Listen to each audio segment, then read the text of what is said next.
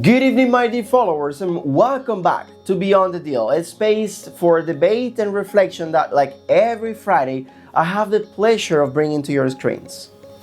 Listen to this because you could be a victim too. In today's program, I will share something that happened just 5 days ago to one of her clients. A $4,500 scam that could have greatly affected their family and altered the course of many of their plans.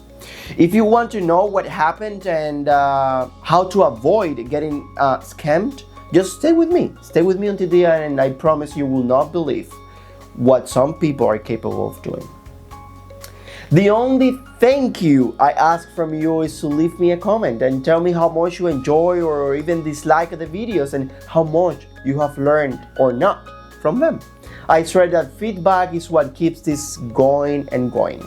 Come on, subscribe, leave a comment and share, because as you have heard me say many times, it's free and it changes lives. Let's get started.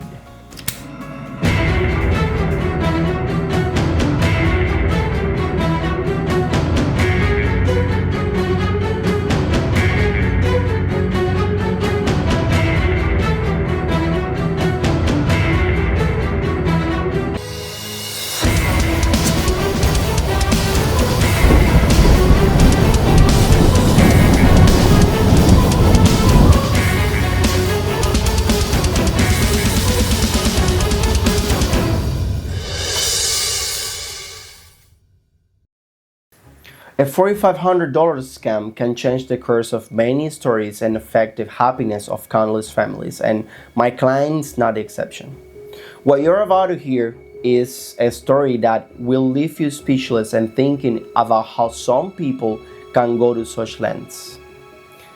This story, based on real events, could be yours tomorrow, so listen carefully to what happened and how you can avoid falling victim to something similar in the future.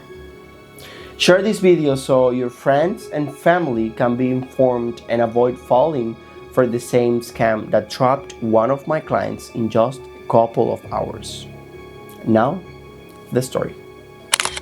One of our clients who works in a barbershop and whom I have helped in the past with rentals and finding commercial spaces called me a few days ago, and he said, "Hey Leo, I'm thinking of renting an apartment here in the same building where the barbershop is, and I need your guidance with the transaction because the realtor handling it does not speak much Spanish, and I do not fully understand what he's saying. He speaks super fast." Well, my client said, based on what I understood, the apartment is listed for $2,300, but the realtor said he could let me get it for $1,500 if I pay first, last, and deposit, a total of $4,500 up front. I said, well, that's a big discount. Send me the exact address of the apartment and I'll be more than happy to review everything for you.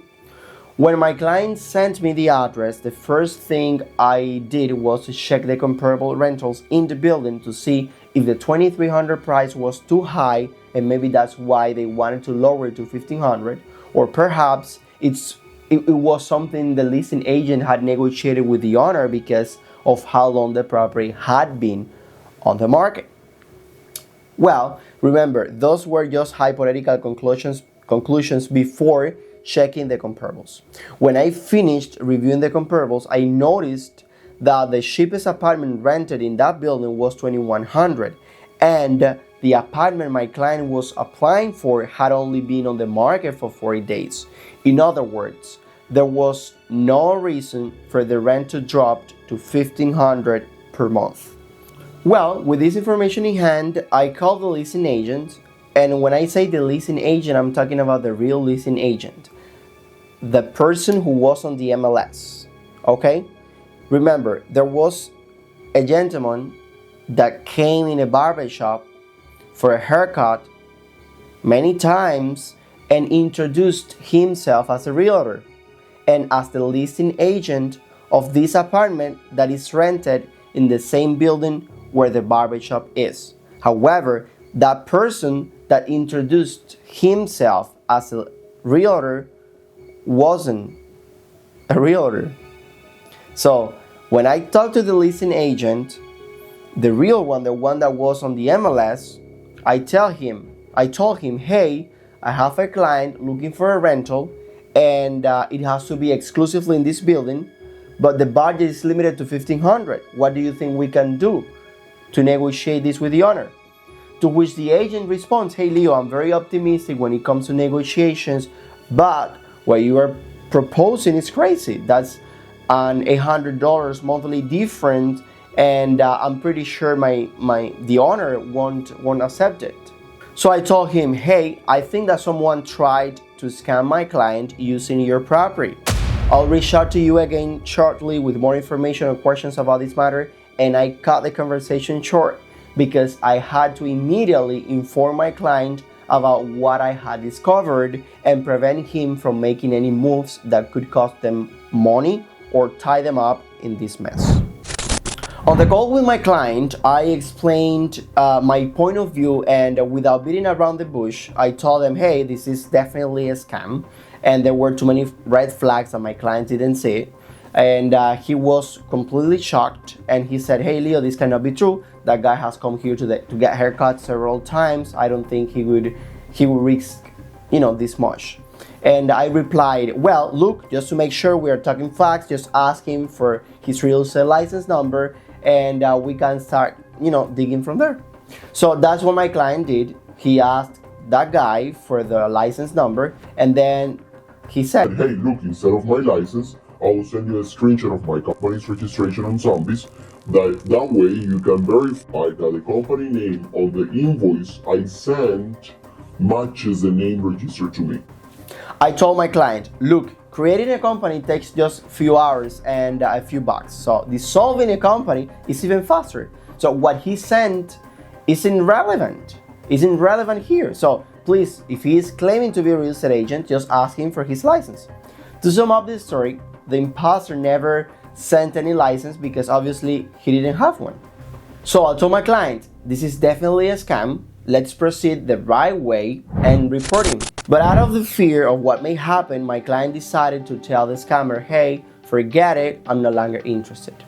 I continued my work, and around 3 p.m. I got a call from the agent who actually really had the property on the market, and the first thing he said, hey Leo, you were right, this is definitely a scam, and a big one. I have confirmed it. So go grab a cup of coffee because you are about to find out the imposter's modus operandi and how clever and bold he really was. This way you'll know what to watch out for if something similar happens to you, a friend or family member. So share this video because the story gets even more interesting.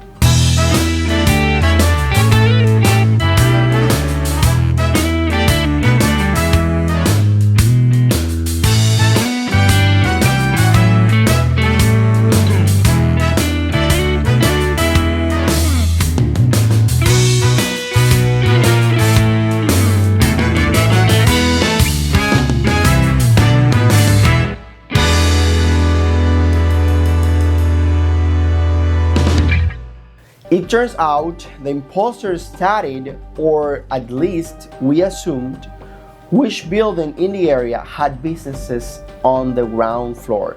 That way he identified a need, the need of those employees to live in the same building where they work. The other thing he did was figured out what kind of business to visit. A nail salon wouldn't work. Law office went out of the question. And a restaurant could work, but it's not the best place to interact with employees. So he decided to target a barber shop in the area. This guy visited the barber shop for a while and always made clear that he was a realtor. However, he never spoke Spanish or even attempted to. He always spoke English super fast in a place where probably everyone is from Spanish-speaking countries, despite having a first and last name from Latin America. From his first visit, he told the barbers while getting a haircut that he is a real estate agent and that he has an apartment for rent in the same building for $2,300. At that time, no one was interested.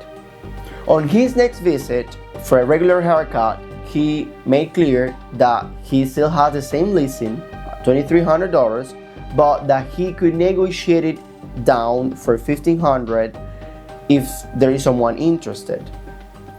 My client, without thinking twice, said, well, this is a deal of the year. $1,500 for a rental in a building where one bedroom apartment goes for at least $2,100 and where I won't have to drive to work. This is amazing.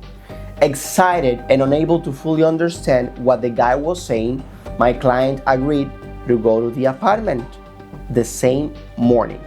And so they went they went to see it together. Now, you may be wondering, well, how could someone without a real estate license show an apartment listed by another agent? Well, he was clever. The imposter was clever. He told the owner's agent, the leasing agent, that he was my client's employer and wanted to visit the apartment with his employee, my client, to see if they like it to put an offer for the property. During the showing, my client had no idea about the agreement the imposter had made, and the real estate agent, I assume, had no clue what was happening either.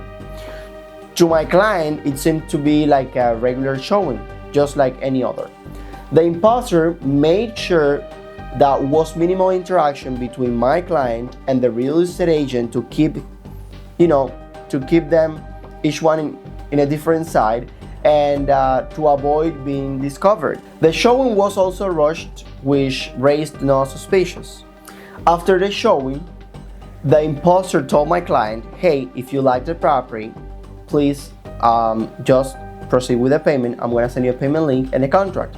And that's exactly what happened. My client received an invoice for $4,500, which covered 3 months, first, last, and deposit, as well as a contract presented by the imposter. Of course, there was some pressure, as you would expect. With all this happening overnight, payments to make, contract to sign, and everything moving so quickly, my client thankfully decided to contact us before signing anything or making a payment. The rest is history. You already know what happened next. Since my client didn't want to file a report, the real estate agent representing the owner decided to file a complaint with the authorities. But to his surprise, the complaint didn't go anywhere because no crime had technically been committed. So this guy, who's still out there, has to successfully scam someone first before justice can be served. Those are the incomprehensible ironies of the law. Well, what were the red flags or mistakes made in this case so that you learn? Well, first of all, my client's mistake of not verifying they were dealing with a licensed real estate professional, especially with someone they don't know. Second, failing to contact their representatives before making any moves. My client didn't let us know that in advance, so we couldn't search the rental before he got involved in that situation. Third, the invoice number received by my client was 001, meaning they were likely the imposter's first target. Fourth, the name of the so-called listing agent the imposter claimed to be did not match the name under which the apartment was officially listed on the MLS and Zillow. Fifth, the invoice was issued under the imposter's company name instead of the landlord's name or the brokerage office involved in the transaction. Sixth, my client wanted to rent an apartment, but logically you must first apply with the association before making any rental payments. And seventh, the rushed nature of the whole process. Renting in condominiums does not happen overnight. The process involves several checks and filters, so never rush and always make decisions with a cool head. On our part, it's alarming that there are people out there willing to take so much risk and expose themselves this much just to illegally get a little money. On the other hand, we were proud that we prevented a $4,500 scam against our client. Through him, we also educated his barbershop colleagues to stay alert and be cautious. This situation is a reminder that while it may seem simple to say, I'll rent on my own without professional help, there are many people out there, some good, some not so good, and you never know who you'll deal with.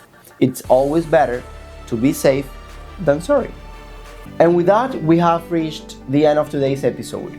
I hope you have learned something and gained insight into those types of scams so that you will not fall victim in the future. Now it's time to say goodbye. Until next time, and I hope that whatever happens to you between now and the next time we meet is absolutely amazing. Be happy out there.